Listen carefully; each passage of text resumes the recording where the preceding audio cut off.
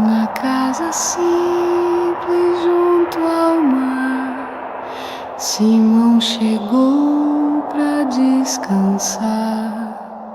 Jesus entrava em doce luz e a paz do Mestre ali reluz.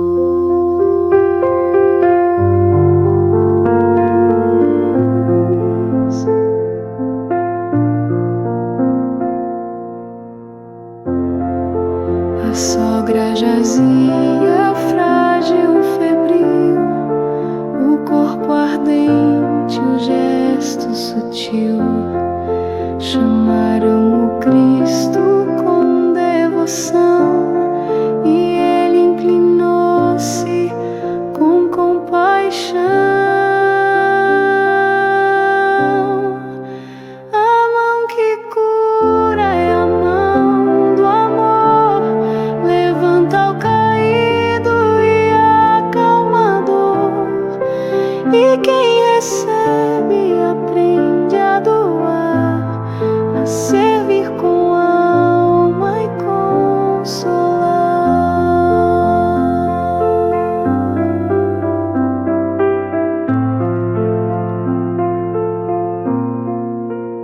Ela se ergueu sem hesitar e foi servir sem reclamar. Quem prova o toque do Salvador transforma a vida em dom de amor.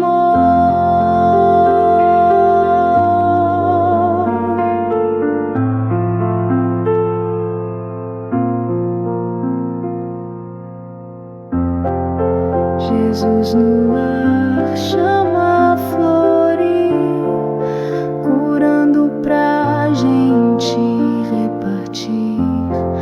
Se ele entrou, deixa ficar, faz tua casa um novo altar.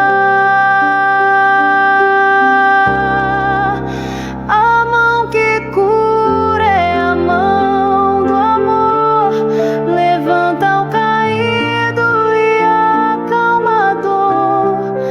E quem recebe aprende a doar, a servir com a alma e consolar.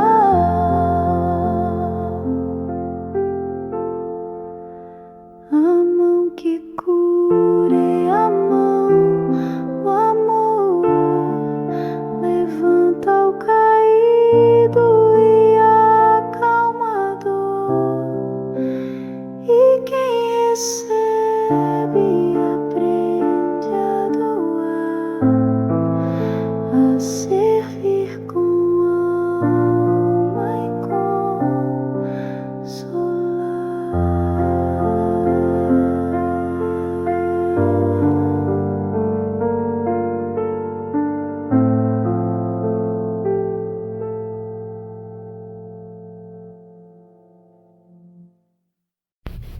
Olá, amigos e amigas do Conecta Espiritismo e do canal Ellerson Santos.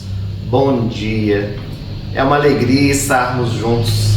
Hoje nós vamos iniciar o estudo das curas realizadas por Jesus. Nosso programa A Cura Real, em cada um deles vamos estudar uma cura produzida pelo Mestre de Nazaré. E hoje vamos iniciar com a cura da sogra de Pedro. Escutamos essa canção, Trabalho é Cura, que nos envolveu na história da cura realizada por Jesus. A primeira coisa que nos chama bastante atenção da cura da sogra de Pedro, como também de outras curas realizadas pelo meigo Rabi, é de que elas são contadas por vários evangelistas. No caso da sogra de Pedro, é narrado por Marcos, Mateus e Lucas, cada um deles com as suas peculiaridades. E quando nós lemos as passagens evangélicas, nós percebemos que, em essência, elas são iguais, mas contadas de maneiras diferentes. Às vezes tem algumas informações a mais, a menos. Isso gera, por meio dos estudiosos, muitas dúvidas se o fato foi o mesmo, porque não foi contado da mesma maneira. Isso é bastante compreensível quando a psicologia nos ensina que quando nós narramos um fato, nós nunca contamos como ele aconteceu, mas conforme nós vimos. E assim também sucedeu com os evangelistas, visto que Mateus e João conviveram com Jesus, e Marcos e Lucas, tudo que escreveram, foram que escutaram das pessoas contarem. Então seria natural que cada um deles trouxessem as suas particularidades. Em nosso programa Cura Real, sempre que uma cura tiver a narrativa do evangelista Lucas, nós vamos utilizar este texto, visto que Lucas era médico, então a sua visão da cura, ela sempre vem neste viés, falando a respeito desse processo da saúde e da doença em nossas vidas. A cura da sogra de Pedro, ela acontece no dia de sábado. Jesus estava na sinagoga e logo que terminou a pregação, ele saiu da sinagoga, acompanhado de Pedro, Tiago, João e André, e eles vão para a casa de Pedro, onde Jesus ficava sempre hospedado. Quando estavam se aproximando da residência, algumas pessoas procuraram Jesus, dizendo que a sogra de Pedro estava muito adoentada, estava acamada com uma febre intermitente, embora já tivesse buscado todos os recursos daquela época para poder se curar. Jesus nada diz, ele apenas entra na casa de Simão e vai aos aposentos onde estava a doente. Ao chegar ali, Jesus se compadeceu, inclinou-se no leito e conjurou a enfermidade. E naquele exato momento, a sogra de Pedro ficou curada. Ela levantou-se e pôs-se a servir os convidados que estavam na casa de Simão Pedro. E essa foi uma das curas que entrou para as páginas do Evangelho, das 27 curas realizadas pelo meigo Rabi. Nós vamos tentar compreender um pouquinho dessa cura, trazendo para os nossos dias as reflexões em torno da nossa vida. Um dos elementos iniciais da cura é Jesus estando na sinagoga, acompanhado dos seus 4 primeiros seguidores, os 4 primeiros discípulos. Jesus, como judeu, ele tinha o hábito de ir à sinagoga. Havia um precedente nas leis mosaicas que dizia que um homem judeu, estando em qualquer sinagoga, ele poderia tomar de um pergaminho, poderia ler ali aquele texto e interpretá-lo para as pessoas que estavam presentes. Porque a sinagoga era um lugar religioso, onde as pessoas podiam discutir, conversar sobre aqueles textos. Era também um local de discussões políticas e sociais. E Jesus utilizava-se desse precedente para que pudesse aproveitar para trazer os seus ensinamentos na sinagoga, no lugar onde encontrava-se um grande número de pessoas para poder escutar aquela mensagem que sempre elucidava o texto, retirando o espírito da letra. E logo que terminou aquela função, aquele momento de reflexão, Jesus saiu da sinagoga e foi para a casa de Pedro. Sair da sinagoga é algo bem significativo de análise para nós. Como é que nós saímos da sinagoga? Porque a sinagoga, ela representa para nós o lugar sagrado, o templo religioso. No caso, nós que somos espíritas, seria a sinagoga nossa, onde nós buscamos para o estudo, para as nossas tarefas, para as nossas confraternizações. E estando dentro da sinagoga, que é um lugar de busca, de aprendizado, supostamente nós estamos sintonizados com aquela energia. E o grande desafio é nós sairmos dali, mantendo aquela postura, principalmente vivendo aqueles postulados que nós tanto estudamos. Jesus é o mestre por excelência, o nosso modelo e guia, porque além dele trazer os seus ensinamentos por meio das palavras, ele viveu estes ensinamentos dia após dia. Jesus não vestia as máscaras, ele era o mesmo onde quer que se encontrasse, naturalmente tomando as posturas segundo a necessidade de cada lugar. Jesus então começa a nos ensinar isso, saindo da sinagoga e convivendo com as pessoas no seu dia a dia. Ele entra na casa de Simão a partir do momento em que os amigos que estão do lado de fora vêm rogar a Jesus em favor da moribunda, da sogra de Pedro. Isso também nos chama bastante atenção, porque invariavelmente quando nós buscamos e recorremos a Jesus é para poder pedir em favor de nós mesmos, para pedir em favor de alguém que é da nossa família, um amigo muito querido que está passando por uma dificuldade. Mas neste caso, as pessoas da cidade vinham pedir a Jesus em favor da sogra de Pedro. É uma intercessão. É tão bom quando na nossa oração, que tem 3 funções, que é pedir, louvar e agradecer, nós esquecemos um pouco de nós mesmos para poder pedir em favor de alguém que está necessitado. E Jesus então atravessa a soleira da porta e entra na casa de Simão Pedro. Esse entrar é literal. Jesus adentra a casa do velho pescador. É claro que nós precisamos aqui alargar o entendimento, tirando o espírito da letra, porque Jesus, convivendo com os familiares de Pedro, Jesus fez a sua morada em Cafarnaum. Depois que ele saiu de Nazaré, a cidade de Cafarnaum foi o seu pouso, tanto é que a cidade é chamada a cidade de Jesus. Ali ele conviveu muito de perto com a sogra de Pedro, com a esposa de Pedro, com André, o seu irmão, porque eles moravam todos na mesma residência, ali às margens do Mar da Galileia.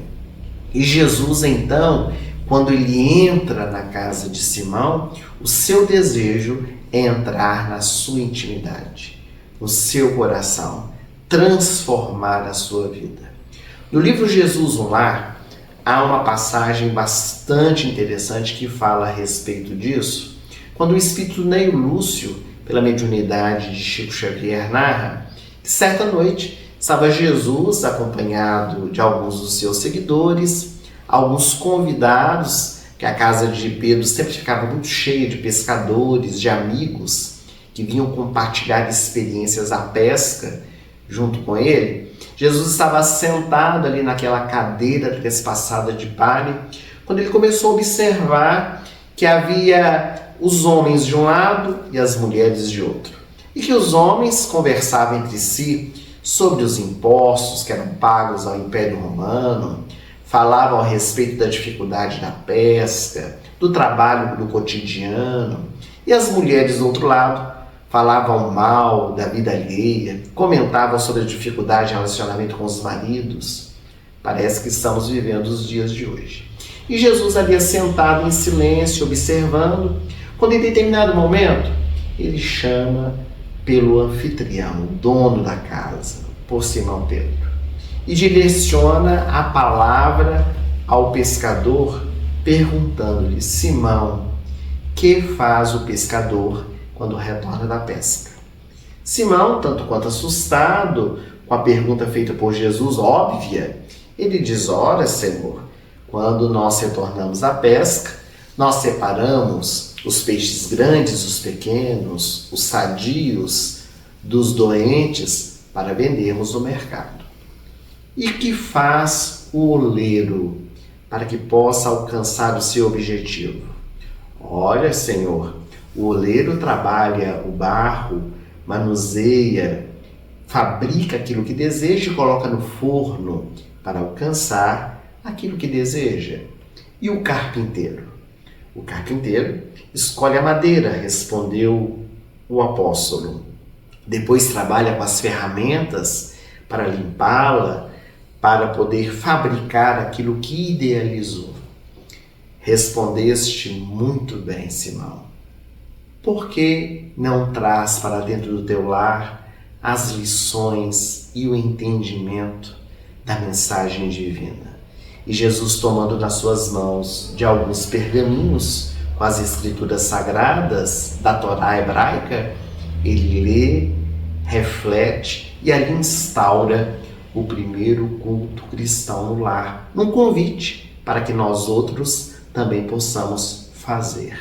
Então, entrar na casa de Simão é a literalidade do texto, mas também entrar na casa mental de cada um de nós. A sogra de Pedro estava com uma febre muito alta. Nessa cura, o foco principal está na sogra. Este termo, ele é marcado na nossa sociedade por algo muito pesado, até mal compreendido. As sogras, elas são mal compreendidas, um estigma que carregam, trazendo às vezes dificuldades no relacionamento. Algumas frases até mostram preconceito, dizendo que Adão que era feliz porque ele não tinha sogra. Richard Simonetti, grande estudioso do nosso movimento espírita, já desencarnado, quando encarnado, ele escreveu um artigo chamado Das Sogras. E nesse artigo ele conta algo bastante interessante relacionado a Chico Xavier. Ele diz que, em certa ocasião, um genro procurou Chico reclamando da sua sogra, pedindo algumas orientações.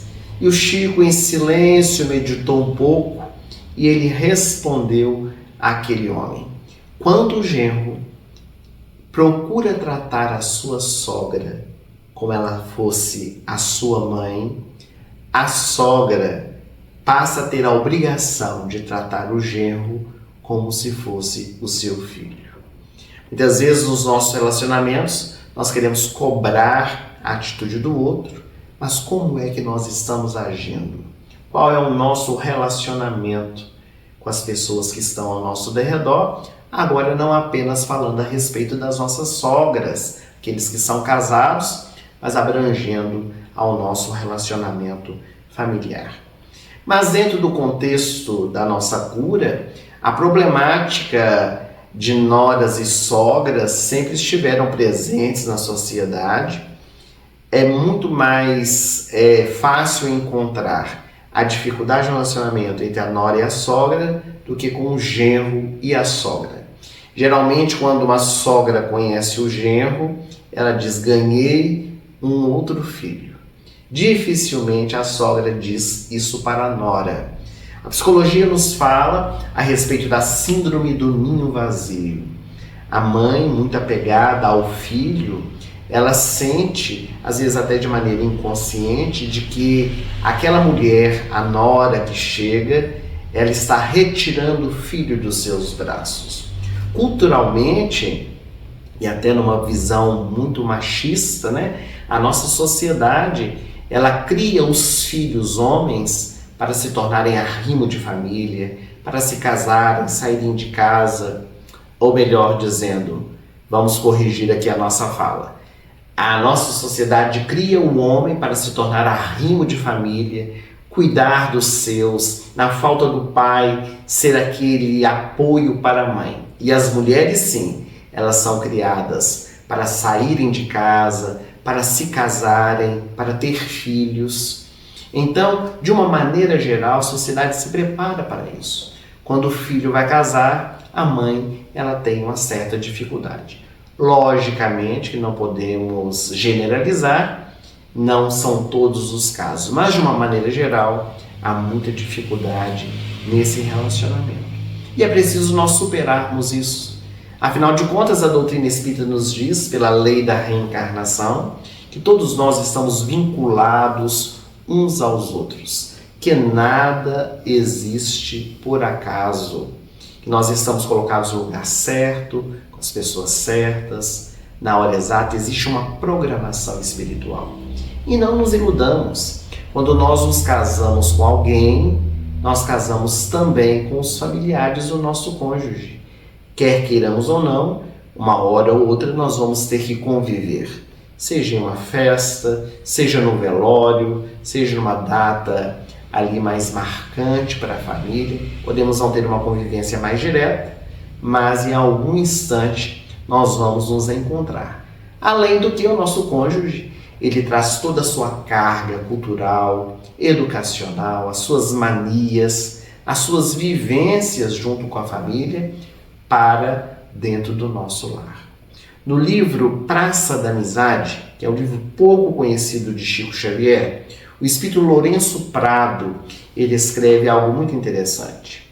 Muitas vezes na família, sogro e sogra, genro e nora, são pontes e Deus unindo os inimigos de outrora. Então é a oportunidade do nosso reencontro das pessoas com as quais nós temos dificuldades. Nesse processo com as nossas sogras, existem duas situações que parecem ser semelhantes, mas são bem diferentes. Existe a questão do casal ir morar com a sogra e a sogra vir morar com o casal. Quando o casal vai morar com a sogra, eles estão na casa dela. Quando a sogra vem morar com o casal, ela está na casa deles. E quem dita as normas, quem dita as regras é o casal. É preciso estabelecer um diálogo, o diálogo fraternal, impondo os limites, conversando sempre. É a melhor maneira de se resolver as dificuldades. Às vezes o casal entra em contenda por questões que poderiam ser solucionadas se sentassem, conversassem, esclarecessem. No caso da sogra de Pedro, ela vivia com ele.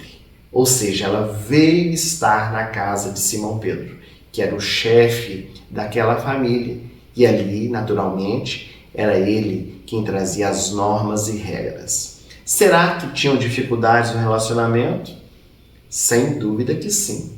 Mesmo porque, pelas páginas do Evangelho, nós percebemos que Pedro, ele era um homem turrão, que às vezes falava sem pensar, depois chorava amargamente. E no mesmo livro Jesus no Lar, já citado nesse programa, há um momento em que a sogra de Pedro, ela pergunta a Jesus o que fazer com os parentes recalcitrantes no erro.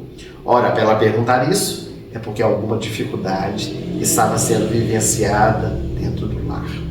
O fato é, meus amigos, que a família só faz sentido quando nós entendemos a reencarnação. Ela que explica as nossas afinidades, as nossas dificuldades no relacionamento. A cura da sogra de Pedro nos traz diversas lições, mas hoje as nossas reflexões, elas ficam em torno da nossa convivência, do nosso lar, das nossas vivências fora do nosso ambiente religioso, trazendo isso também para a nossa intimidade doméstica, como um convite da cura da sogra de Pedro para a nossa transformação interior. A canção que nós escutamos logo no início do nosso programa, ela diz assim: Jesus no lar chama florir, curando para grande repartir. Se ele entrou, deixa ficar, faz dentro de tua casa um novo altar. Então é a proposta do Evangelho, construirmos no nosso lar um altar simbólico com a presença de Jesus dentro do nosso coração. A semana que vem nós vamos continuar refletindo sobre a cura da sogra de Pedro, com o levantar e servir. E você é o nosso convidado especial. Tenham uma excelente semana. Aproveite agora para curtir esse vídeo, compartilhar com amigos, auxiliando-os na divulgação do Evangelho de Jesus, a doutrina espírita e deixando também os seus comentários. Até mais, até breve.